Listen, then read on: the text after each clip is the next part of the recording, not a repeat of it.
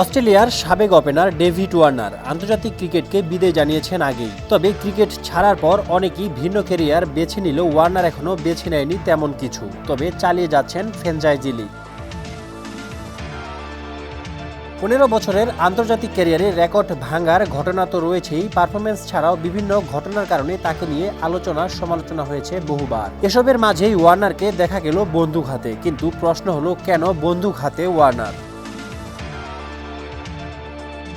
এক ভিডিওতে দেখা যায় মেলবোর্নে ইয়ারা নদীর পাশে একজনের দিকে বন্দুক তাক করেছে ওয়ার্নার, যেই ছবি এখন নেট দুনিয়ায় ভাইরাল।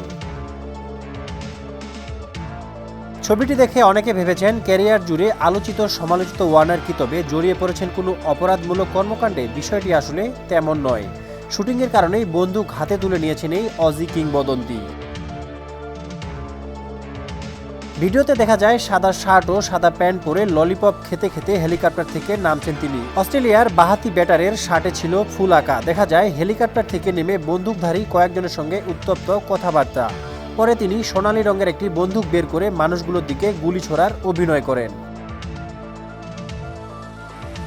তবে কোন সিনেমায় অভিনয় করছেন ওয়ার্নার সেটা জানা যায়নি। তবে শুটিংয়ে উপমহাদেশের ক্রুদের দেখে যা বোঝা গেল এটা হতে পারে বলিউডের কোনো সিনেমা। এছাড়াও বিভিন্ন বিজ্ঞাপনের কাজও করেছেন অস্ট্রেলিয়ান এই বাহাতি ব্যাটার।